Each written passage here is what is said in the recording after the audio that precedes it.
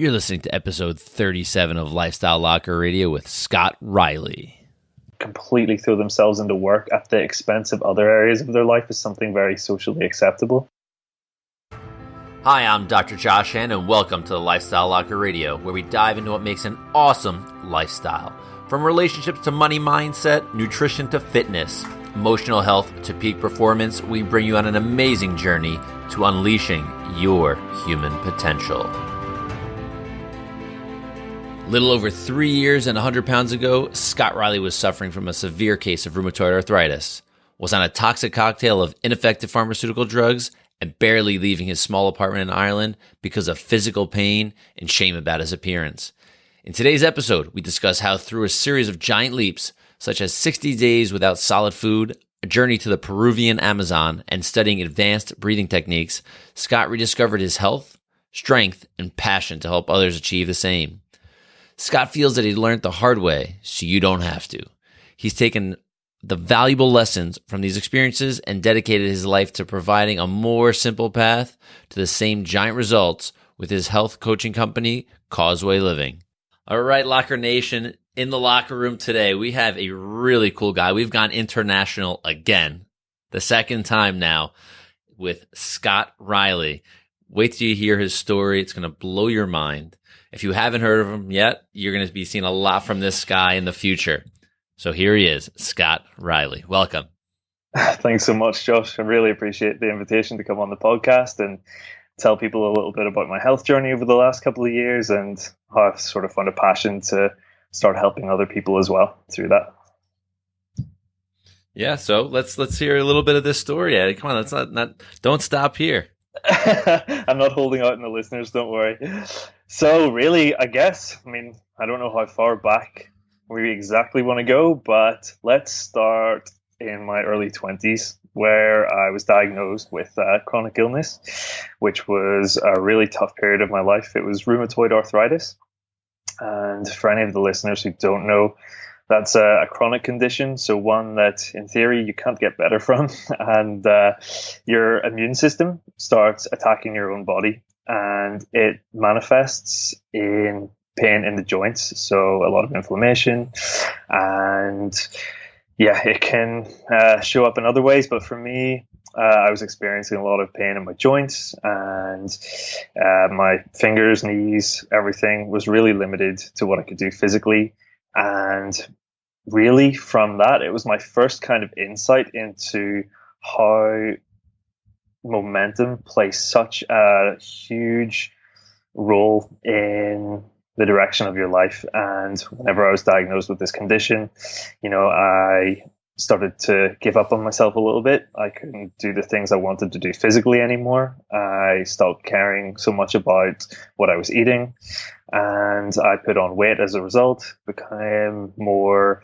reclusive, hid away from people because I was ashamed of putting on weight. And it was a really, really tough period of my life. But ultimately, one of the best things to ever happen to me, as strange as that is to say, because if it hadn't have been for that experience, I wouldn't be doing what I'm doing now and helping other people. So that was a tough time. And really, it was initially a few years into being diagnosed with that condition, they couldn't find any pharmaceutical drugs that were of any benefit to me.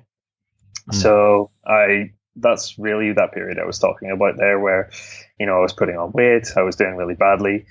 And then 2 years into this period of my life, they found a pharmaceutical drug that actually worked pretty well. And that was amazing, really. I mean, I was able to get out and do some physical exercise again. I lost a bunch of the weight that I put on. And I took up cycling. It was the exercise that they'd recommended for me because it was low impact on joints. But as positive as that period of my life was, and managing to get some physical activity and some positive things back, when that pharmaceutical drug stopped working again, the disappointment hit me probably harder than even when I was diagnosed in the first place. It was like given this little glimmer of hope or light and having that taken away. And then things really progressively got a lot worse over the following 2 years. I continued to eat even worse still. The condition got progressively worse as well. And it got to the point where I was 100 pounds overweight. I was basically not leaving my small apartment in Ireland, in part because I had a job that I could just work from a computer at home. And yeah, things were pretty miserable. I hit a pretty low rock bottom. And that's really a huge part of the reason why I feel so inspired to help other people, because when you hit a point that low, I feel that, I mean, without wanting to sound melodramatic, it's like a life or death situation, really. I mean, most people, I was looking at another 40 or 50 years, because the condition I had wasn't terminal, it was just chronic. So I was looking at like 40 years of being hugely overweight and in a lot of physical pain and chronically depressed as well. And, you know, some people decide to end that suffering in a very permanent way, which I'm obviously, we're having this conversation, that didn't happen, which is good. God. Yeah. But the other side of that is some people decide to take their health into their own hands. And that's what I did. I looked into some alternative health measures, and that was the beginning of a pretty amazing journey over the last 3 years or so, really. That's great. You know, and for those listening that know I'm a chiropractor, rheumatoid arthritis, I mean, if you put that into Google right now and you look at some of these severe cases, I mean, you have your joints, like for instance, big time, and it happens a lot in your hands, like you said. Mm-hmm. I mean, they get really distorted. It changed the shape of the joint. You've all seen this and wondered what it was, but rheumatoid arthritis is a pretty serious and a pretty harsh condition that people deal with. And like mm-hmm. you, like yourself, I've had patients that even had taken injection, had to go to a hospital to get special injections monthly for pain and to help with some of the inflammation. But then again, it was just hiding the symptoms at that point. That's exactly it. I was on exactly what you said, monthly medication that was so toxic that I had to go for a blood test every 2 weeks to make sure that basically how that works was the autoimmune disorder basically ramps up your immune system so that it's like on overdrive and attacking your own body. So those injections suppress your immune system. They're like immunosuppressant drugs. Uh-huh. And I was taking, so I was having to go for blood tests every couple of weeks to make sure that it wasn't suppressing my immune system so much that I might get like a common cold and then end up with pneumonia or something. Yeah. So it's a pretty desperate situation. And also that, you know, the medication was so harsh that it wasn't rotting me away from the inside, like destroying my liver or, so, I mean, you know, that's just another sort of thing to stack on top of this, you know, this kind of castle that was built up of negativity. And it just got stacked up to a point where thankfully it toppled over. And I had to look into alternatives because I couldn't continue to live that life. So the first thing that I managed to come across, there was a couple of things actually at the same time. And the first thing that I had heard about was a plant medicine from South America called ayahuasca. Mm-hmm. And another thing that I'd actually watched a couple of documentaries about was juice fasting. So I'll touch on both of those a little bit in a second, but basically the order that I kind of approached those in, it was quite hard to get to the retreat center that I wanted to in Peru to take the plant medicines there. They only are able to administer those plant medicines legally in Peru because there's certain chemicals and substances within the medicines that are illegal in other countries. And to get to this retreat center that I'd discovered and trusted, it was like a 6-month waiting period. And, you know, you basically fly into Lima, the capital of Peru, and then fly to Iquitos, which is like I think they say it's the biggest city in the world with no roads to it. So you can only get there by boat or by plane, and then take a boat like an hour down the river. And then you're in just this like the middle of the Peruvian Amazon. So there was like a 6-month waiting period from booking this until I was going. And in the meantime, so I'd set the intention to go and take this medicine. And in the meantime, I wanted to follow that up with action. So like I'd mentioned, I heard about juice fasting, and some people had really good success in managing their chronic illnesses like Crohn's disease and some different kinds of arthritis by going on a juice fast, which is essentially just drinking fruit and vegetable juices for like an extended period of time. And the two documentaries that I watched. One of them was called Fat, Sick and Nearly Dead by Hmm. an Australian guy called Joe Cross. I've seen that And one. yeah, it's Yeah. fantastic, Yep. right? Really inspiring. And as you'll know, he went 60 days without eating any solid food. He just drank these fruit and vegetable juices for 60 days. So I really like that idea. And the second documentary I watched was called Super Juice Me, and it was by a British guy called Jason Vale. And what I really liked about that that documentary, was it came with a program that you could follow, like a 28-day juicing program that, if you wanted to do an extended fast, you could follow that. So I tried to take the best of both documentaries, and I did that 28-day documentary back to back, plus a few days to bring it up to 60, just like, Joe did in the Fat, Sick and Nearly Dead documentary. And really, by the end of it, I was back out on my bike. I'm just trying to think. Yeah, I definitely was back out on my bike again by the end of that 2-month period. I'd lost a bunch of the weight that I'd put on in the 2 years prior. And yeah, I followed that up even further still with like another 4 months of extremely clean eating before I went to South America. And really, by the time I was going there, as unbelievable as it sounds, like I was basically physically better. Like I booked this trip to go to South America to take these plant medicines, and by the time I was going there, I was actually physically better, which is unbelievable. And even more unbelievable still, that whenever I got there, their indigenous belief, the cultures there, is that whenever you set the intention to take the medicine, then the medicine starts working. Yeah. So Listen, there's crazy things in this world, and there's a lot of things that work. yeah, exactly. And you know what? Like you can take that in a kind of like new agey spiritual way, but also like even in the most reductionist scientific way. I set the intention to take that medicine and fly to South America, and because of that, it really like motivated me to take more action in like changing my diet. So, take all the like, I don't know, quote unquote mystical stuff out of it. Like realistically, I set the intention to take that medicine, and it did start working. Whether that's just because I followed it up with action, which I do actually believe. I don't think it's any good to set an intention and just wait for Yeah. magic to happen. But yeah, it just amazed me whenever I heard that belief. And my time in South America was really more oriented towards let me take a step back. I mean, going through those 4 years and spending most of my young adulthood pretty isolated left me pretty depressed, pretty socially awkward. It was a really hard period of my life. And going out there to Peru and spending time at this retreat center with like 20 of the most amazing people that I ever met, who just were so kind hearted and only really wanted the best for each other and to get better themselves. It was just like really, I was going to say mind blowing, but also heart opening. So that was huge for me, and that's where I got really inspired to help other people, because I basically felt like what had happened to me was almost nothing short of a miracle, and I kind of got the message there that I couldn't let that miracle stop with me. So that was the next part of my journey, really.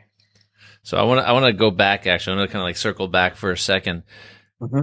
There was a point where in your head something had to shift, because the common thread that when I speak to anybody in the finance world, the wellness world, the nutrition world, the medical doctor, a lot of the change starts in between your ears, right? Mm-hmm. So what was that defining moment where it was like, crap, I'm doing this now. I don't even care what it costs. I don't care the time, effort. I'm just going to do it because I'm sick and tired of being sick and tired. Sick and tired of being sick and tired. I really like that. So that's what everyone wants to know. What was the epiphany? What was the one moment that changed everything? Mm-hmm. And I really wish I had this like Hollywood moment of telling people that like it was this magical day when this Peruvian shaman came up to me. But to be honest, I'd listened to one or two podcasts about these plant medicines. It is something that has sat with me for a little while. At the same time, interestingly, sometimes I feel like, whenever you're orienting yourself to something better, things seem to fall into place quite well. And, intention, huh? Yeah, right. So yeah, synchronicities like that can pop up, and that's something that guys like Carl Jung have talked about much more eloquently than I ever will. But the Super Juice Me documentary was coming out like a week after I got it into my, like after I'd heard that podcast, and really it was like more like 3 or 4 small things that kind of like popped up over the course of maybe a month or something, and it just like slowly came together, like, oh, I could go and do this plant medicine thing, and I could do the there wasn't one magical moment, but it was maybe like over a month or so that a few things kind of clicked into place, and I really knew like things up until then were really getting much worse, and the speed in which they were getting worse, it was like exponentially worse, if that makes sense. It was just like faster and faster and faster. Yep. Yeah, so it was like I feel like motivation to change can either come through desperation or inspiration, and whilst desperation isn't a clean fuel, like it's something that like is explosive and will take you a long way, I think it burns out eventually, and then from there you need to continue on with inspiration to keep you going. But let's not take away from how useful desperation can be as a motivator. Well, it can. I mean, people are being crisis motivated, like with a condition, whether it's the rheumatoid arthritis or cancer, people usually will make dramatic health changes if they want to avoid certain massive surgeries or possibly even death. So that was exactly it. I used that fuel basically to start that journey, and it brings us really nicely up to about the end of the Peru part of my journey, where I feel like that's what kind of launched me up until about that point. And I came back from there, like I said, inspired really to, in fact, it was the literal words that I'd use, inspired to help other people. So yeah, I felt like that was definitely like a chapter 1 or something, of the story, that I'd gone through this big shift. And yeah, I came back from there. Really, to be honest, it was actually through a friend that I'd met out there. He was a Czech practitioner. So I don't know if you're familiar with Paul Chek. He's like an American holistic lifestyle coach, trainer. Semi-familiar, but I'm not totally sure. I will look him up. Sure. Yeah, he's fantastic. And he's actually someone, so I went and studied at his European Academy, the Czech Academy in Europe. And that was one of the guys I'd met in the retreat center was a Czech practitioner as well. And yeah, that message really resonated with me. And I knew it was where I needed to go next, because it really built on this foundation of like six pillars of health, really. I mean, that's the name I've adopted for my own health coaching business. But I looked at hydration, nutrition, sleeping, breathing, moving, and thinking. And really, it was just like boiling everything down to like the most simple, basic, highest return on investment things that you could just apply a little bit of attention to and get the most benefit from. And that was the next part of my journey, really. I went and invested myself into learning a little bit more about this clean fuel that I could burn, because I don't want, for anyone who wants to make a radical change in their life, I don't want to have to tell them, go and get a chronic illness, go fly to Peru, do 60 days not eating food. I want to help people in a way that's like more sustainable and manageable. And if I can essentially, I feel like I've learned the hard way so that other people don't have to.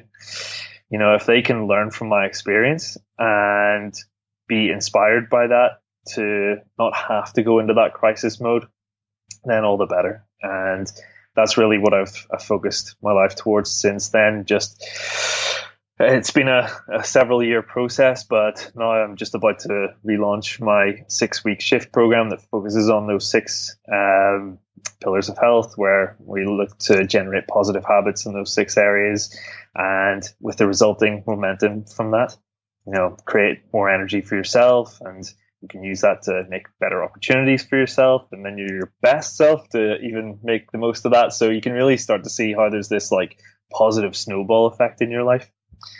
And, beyond that, beyond even just the online stuff, I really believe in the value of getting people together and in person, and just how important human connection is. So, I've also run a series of retreats here in Ireland in the mountains. So that's something that folks can check out as well. But it's really a lot more oriented towards, I mean, how I like to say it is, I did take some like big leaps of faith, really, like going to the jungle and not eating for 2 months is pretty risky. But if I can encourage people to take the smaller steps to giant living, then that's something I'd very much like to achieve. Yeah. So you kind of had, life university, like your life was, those 3 years was your university. And can I ask? I poked around on your website. I didn't see this. What did you do before you reinvented yourself or found yourself? I should say. Well, as we kind of briefly touched on before the podcast, you were very kind in saying about my website, but I was a graphic designer, so that can probably explain why. The graphic side, I try to be modest, but I'm happy with how the design side of my site looks. Yeah. So that was my previous life, doing graphic design work and that side of things. So to be honest, it's been an extremely useful skill, because in coming up with programs and getting my ideas down in a form that is really easy to communicate, like that's kind of what I was, that's what I was doing in a previous profession, like communicating things in a really simple visual way. And those skills have really come through big time in health coaching and helping people through, just creating like visual resources for them as well, and stuff that's easy to digest and understand. And all these things, like you were talking about the University of Life. It's funny how all these little skills like you pick up over the years and just all come together, and that feeds back in again to what we were talking about, maybe even synchronicities and things just seeming to work out right whenever you orient yourself with the highest good. It's a pretty nice feeling. Yeah, I love it. And that's why I love connecting with people like you, because I get these stories are really, really the most important and what people get out of the story, because I resonate with lots of different types of people, and I don't resonate with lots of different types of people. Had we started in the beginning, I'm like, oh my God, who is this guy? I don't think that we would have had a conversation, right? But just messaging you before and looking at your website, I'm like, man, this guy is really cool. I can't wait to actually talk to him on Skype here. Really cool. Well, you were referred by a very, very cool person as well. So I think it's a great way. I mean, this network, this world has a lot to offer with just the people alone.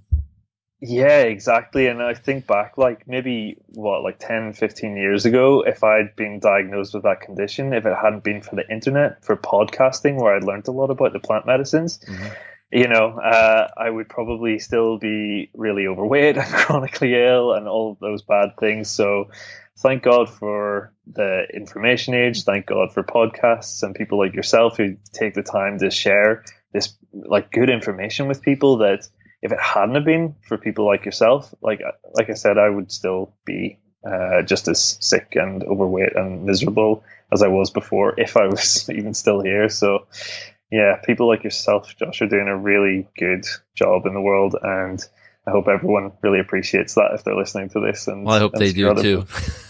Yeah. So I want to jump back one more second, because sure. I'm as a chiropractor, I take care of lots of different types of people and have different things going on. And rheumatoid arthritis, I don't want to keep affirming this, but this is really neat to actually see. I'm talking to you, you're on a computer, we're on Skype, you're drinking a glass of water right now using your hands. And Sure. Anybody that would have rheumatoid arthritis for, God, I don't know how many years, but that would have been hard. Yeah, taking sure. a sip of water. So today compared to 4 years ago, any kind of signs or anything, or are you kind of like the Superman now at this point? Or superhuman, right? Well, like you make a really good, that's a really good point. Whenever, I'd go to grab, a glass or something, or if like I was brushing my teeth, my hands would be so sore, and you're like opening a door, like things that you take for granted. And to be honest, I take for granted now because it's like years have passed, but conversations like this are really good as a little reminder for me. I do try and be mindful and grateful about how far I've come, but it's, like I said, really good to have conversations like this, and it's a good little check impact for me. Like, oh, a couple of years ago, that would have been really sore to lift that glass or brush my teeth or open the door. And yeah, just going up a flight of stairs, all these things that most people take for granted it was just a nightmare, really. So, and just to actually look at the other side of we just talked about the virtues of the information age, but also like whenever I was diagnosed with that condition, of course, the first thing you're going to do is Google it, right? Of course. And the horrors of for anyone listening to this, Google rheumatoid arthritis and be prepared to experience fear. You don't want to be diagnosed with that condition. And to be honest, though, I mean, like even with pharmaceutical drugs, like a lot of people get it managed to a level, but they just couldn't seem to find the right drugs for me. And as you kind of touched on before, actually, Josh, like that, the drugs that they offer, like, do the best to deal with the symptoms, but they don't address the root cause at all. No. And, as more research is going into this, they're starting to see that conditions like that, like inflammation is, can be connected to depression. So who even knows whether it's like a chicken and an egg situation, like which comes first? And I mean, one thing I didn't even necessarily go far back enough to touch on, but, I kind of feel like I got the condition because talking about my previous life as a designer, like I really threw myself into work whenever I started working as a graphic designer in my late teens. I didn't go to university for that. I was like all self-taught. I just had an interest in it, and I really threw myself into that. But it's interesting because in this day and age, like that's an acceptable thing for a person to be a workaholic, right? Like for somebody to like really like completely throw themselves into work at the expense of other areas of their life is something very socially acceptable. But like I did that to the detriment of my health. Like socially, like I was already kind of not really living my life, kind of locking myself away, working 6 long days a week and then being exhausted on the 7th day and then just repeating.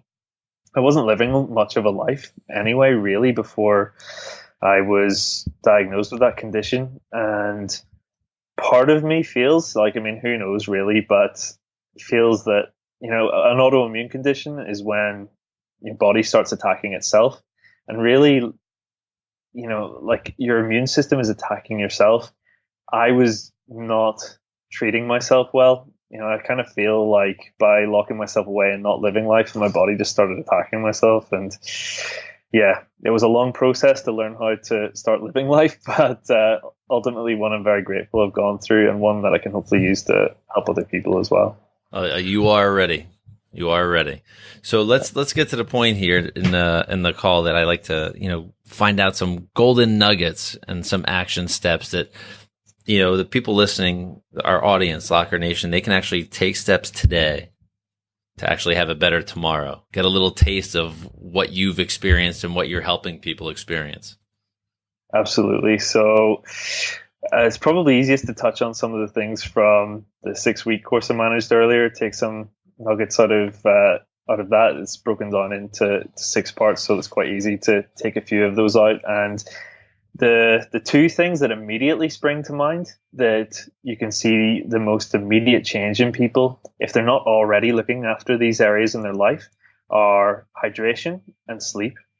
So what I would recommend to people, I mean, it's easy to tell people to drink more water, but one thing I find really helpful is if you make it personal to yourself, you're much more likely to stick to it. So instead of telling somebody to drink 8 glasses of water a day or 2 liters of water a day, it's going to be different for every person how much water you need.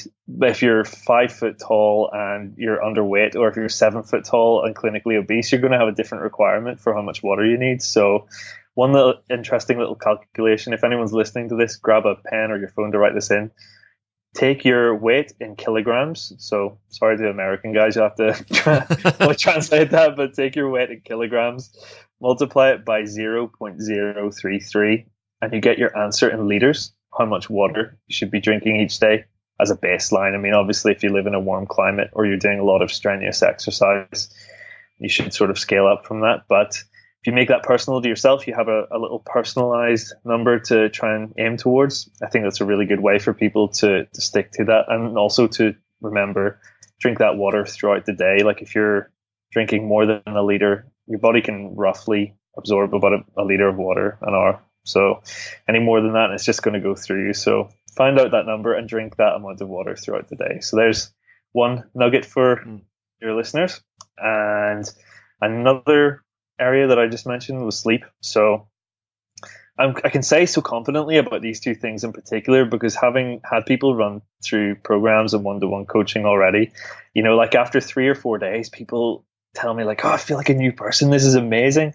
And, like I can guarantee you it's these two things. It's just hydration and sleep. Like all the other things they're doing are amazing for you, but it takes a little bit longer. These two are really you're going to see a big difference in a short time if there's things that you don't already look after. So what I would advise people when it comes to sleep is if your body's adjusted to the time zone it finds itself in, your circadian rhythm means that you should go through a period of physical recovery between 10 p.m. and 2 a.m.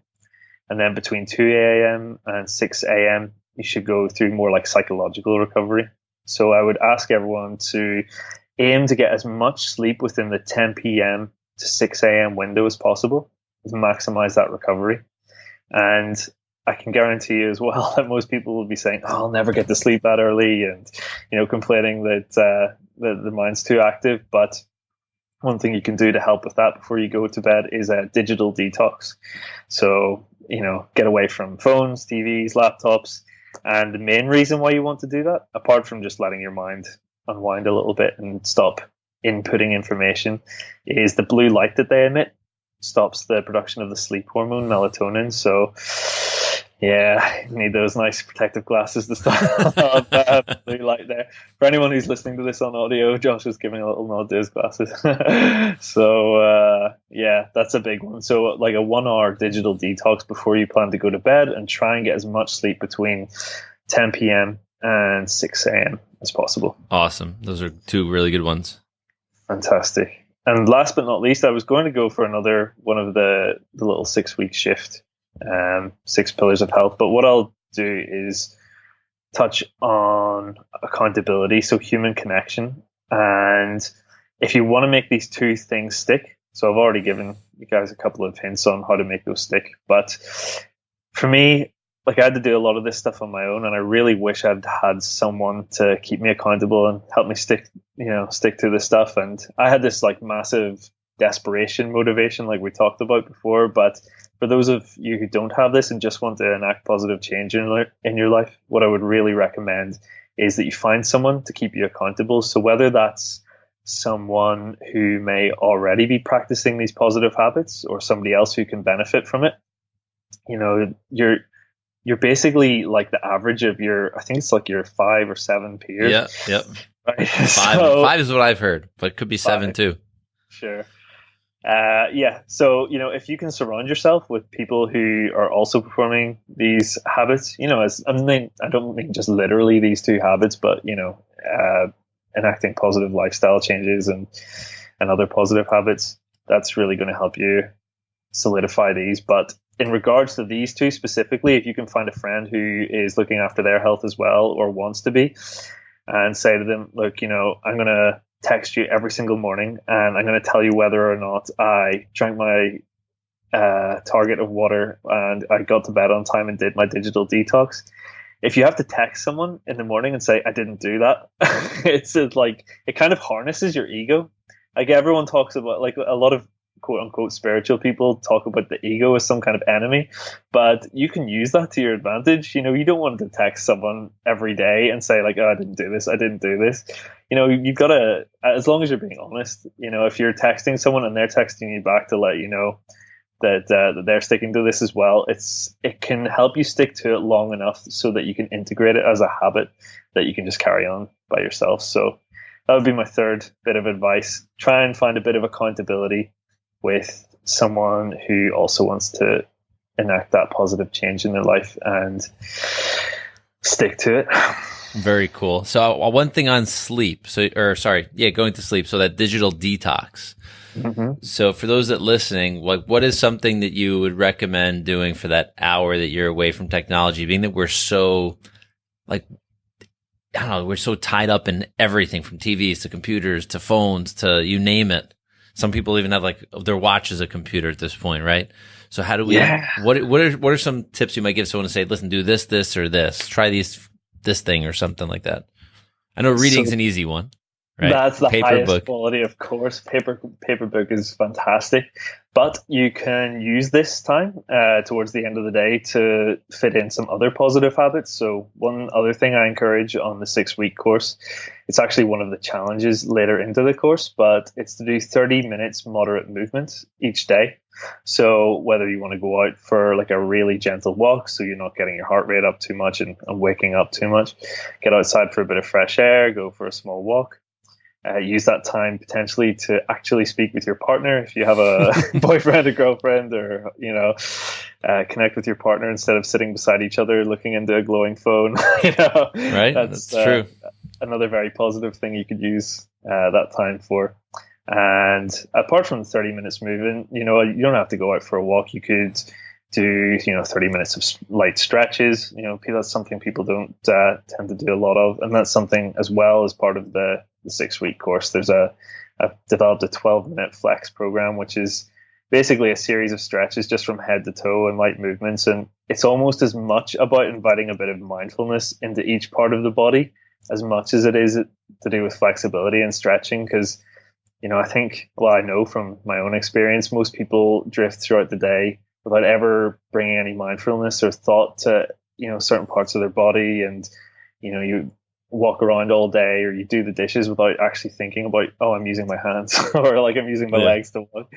So that's another positive thing. Do a bit of stretching, meditation if I prefer to do that in the morning, but I know that some people advocate that best practice is like a bit of meditation in the morning and evening. So that's another potential positive thing that you could do. And I've got no vested interest in saying this, but I know that the Headspace app is very good, and there's a 10-day free trial with that. That's something that I use to get into meditation, so I would recommend checking that out as well. All right, cool. So that's great. I love this. So I want to, we're gonna call it here, because we got a lot of good information. I was taking notes. I don't know if you saw, but I want people to connect with you. We're gonna send them to your website. We're going to recommend the 6-week course. We're going to recommend everything. I'm going to put all of that in the show notes for everybody to find. And from the bottom of my heart, I'm really glad I connected with you. Yeah, likewise. So I'm going to thank you. The Locker Nation, the crew that's listening, will definitely thank you. And I'm sure some of them will actually, hopefully, use you. In a nice way, right? Use your service, right? In the nicest way possible, that would be good, yeah. And your services. So thank you so much again. It was a pleasure, absolute pleasure having you here. Thanks so much, Josh. Cheers. Wow, straight from Ireland, Scott Riley dropped some serious knowledge here on Lifestyle Locker Radio. Dude, we want to thank you so much. It was awesome. And for those of you listening, we are going to have him on again, because he's going to talk more about his journey, the things that he's doing. Maybe you've seen some of his photos, because it's on our website at lifestylelocker.com of him in an ice bath. He's going to talk about breathing and other things that will help you and has helped him get to where he is in life today. So connect with us at lifestylelocker.com. You can hit all our social media there too. We'll see you next time, Locker Nation. Peace out. Bye-bye.